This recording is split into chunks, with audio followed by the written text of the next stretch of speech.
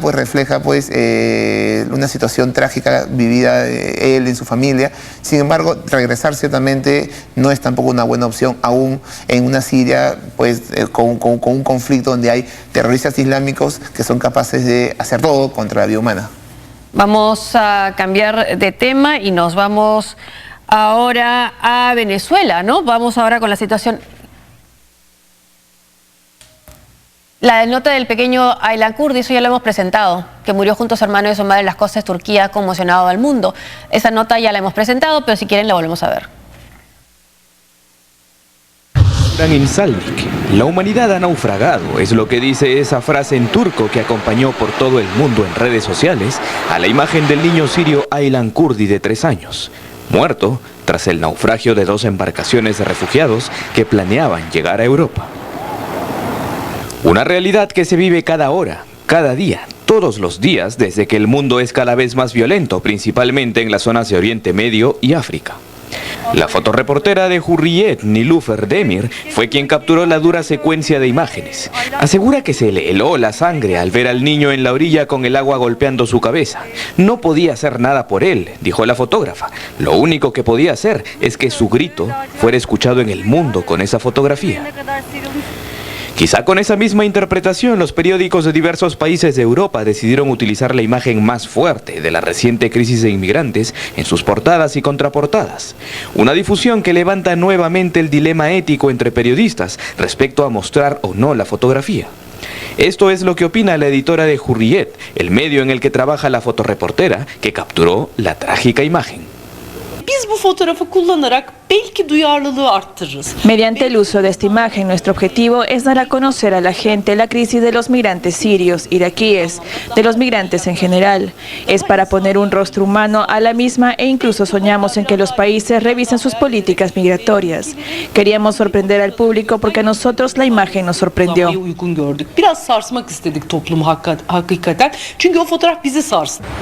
La prensa de diversos países de Europa como Francia y algunos nórdicos no quisieron utilizar la fotografía. En España, Grecia, Italia y el Reino Unido, países que reciben constantemente a miles de inmigrantes, la imagen iba acompañada por frases como ningún asilo o la imagen de la vergüenza, llamando la atención del público y de los poderosos a los que llega la prensa. Yo creo que de la sociedad en general agita las conciencias y sin caer en la demagogia fácil, yo creo que este tipo de imágenes deben también señalar a los políticos que tienen que decidir qué hacer en el tema de la inmigración. Si ese valor lo va a tener, pues algo positivo tenemos que sacar de este horror, ¿no? Evidentemente esto no debería haber ocurrido, pero ocurre, entonces yo creo que no debemos ser falsarios, ¿no? Esto es lo que hay, señores, ¿ustedes qué van a hacer?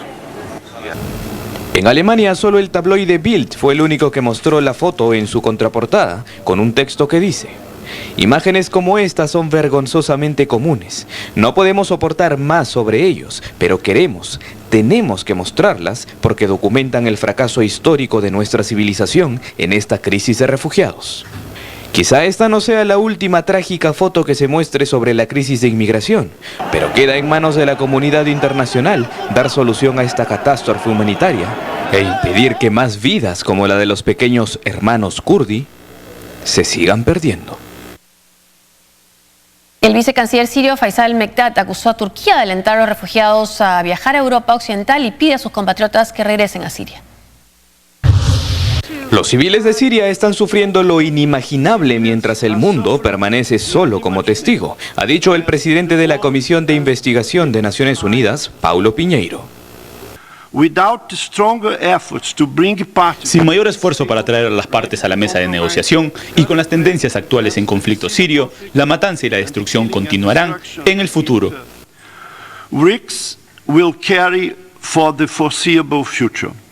El informe presentado por Naciones Unidas señala que la guerra está cada vez más manejada por potencias internacionales y regionales, principalmente en relación con sus respectivos intereses geoestratégicos. Pero la Comisión asegura que resuena un grito atronador en favor de la paz y la responsabilidad. El documento está basado en 355 entrevistas y cuenta con fotografías, registros médicos e imágenes de satélite. Además informan sobre asesinatos, violaciones y secuestros cometidos en todo el país entre los meses de enero y julio.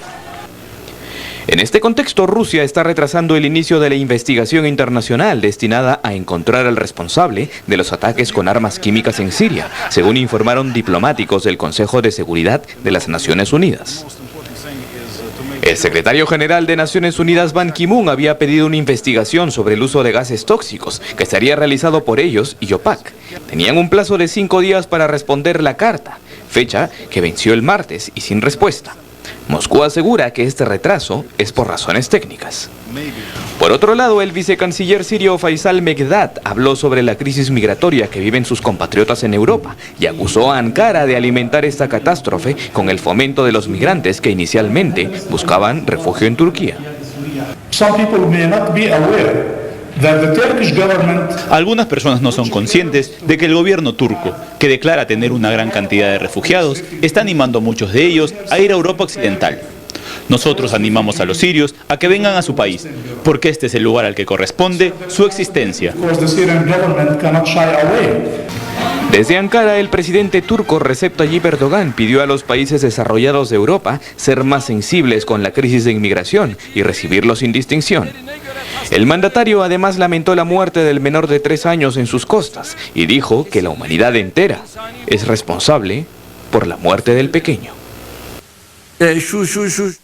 Y sobre este tema también un alto funcionario iraní, el vicecanciller, ha estado en Damasco y él ha dicho que, y se ha reunido con Bashar al-Assad, ha dicho que el rol de Bashar al-Assad es fundamental en este tema. O sea, no están queriendo prescindir de él como parte de la situación. Hay 2 temas ahora que están marcando la pauta del caso sirio. Curiosamente, no el terrorismo, sino básicamente la migración irregular de la cual ya conversamos, cuyo origen está no solamente, pero básicamente en el escenario sirio, pero también el uso de armas químicas, que es un tema que es muy sensible y que parece que estamos desconociendo. Por un lado, pues, la semana pasada mencionamos que Médicos Sin Fronteras ya ha identificado, tiene indicios de que se siguen usando tanto cloro como gas sarín. En ese escenario la ONU ha llevado a cabo investigaciones y ha demostrado que se han usado, pero no tiene responsables. Es difícil encontrar quién fue el que lanzó el gas en un conflicto con tantas partes distintas involucradas que se enfrentan una a la otra.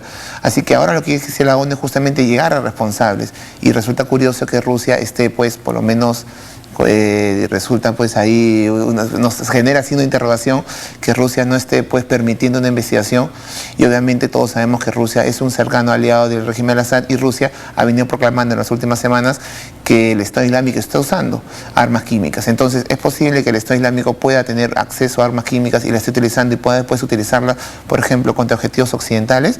Entonces yo creo que hay varios temas que emergen del conflicto sirio que hoy deben ser punto de atención. El problema es que hay tantas prioridades que, como vemos, un día es la migración y seguramente mañana vamos a hablar de ataque terrorista y mañana vamos a hablar del tema de gases químicos, que se cree que no solamente los rebeldes, sino también las fuerzas oficialistas siguen incumpliendo acuerdos que había logrado la comunidad internacional hace ya aproximadamente un poco más de 2 años. Así que seguimos en el mismo tema.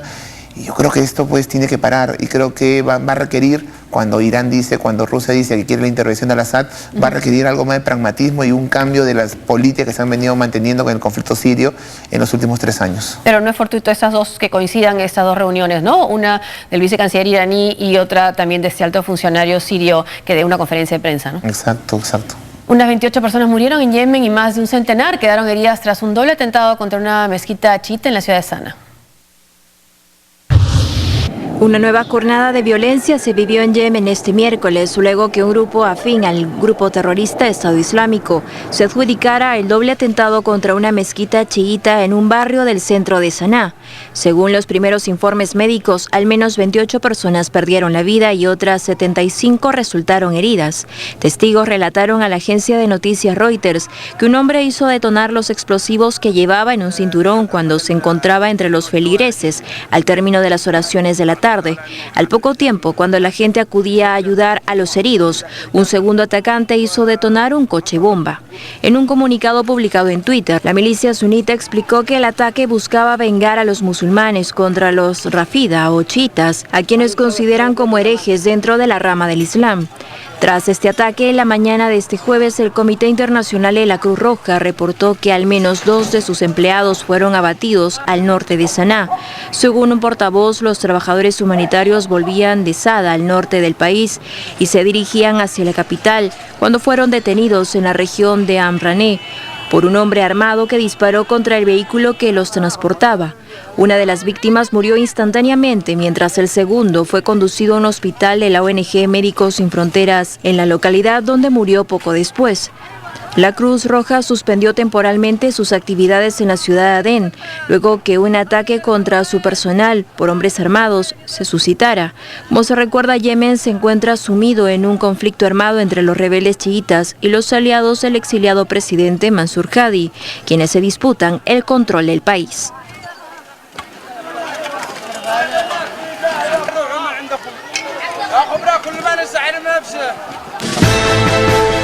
Hacemos una pausa y al regresar.